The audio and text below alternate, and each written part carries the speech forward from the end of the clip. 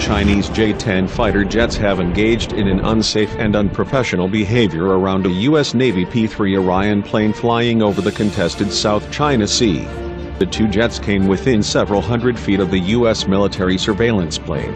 They flew about 200 yards of the P-3 maritime surveillance aircraft, and with an altitude separation of 100 feet, US officials said. The activity occurred 150 miles southeast of Hainan Island in the northern part of the South China Sea. The Navy said the U.S. plans to address the incident with the Chinese government.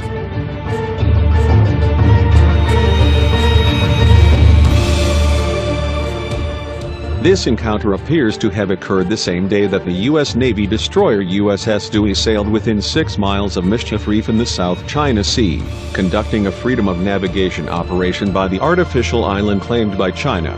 China has strongly protested the visit and requests the warship to leave the area immediately.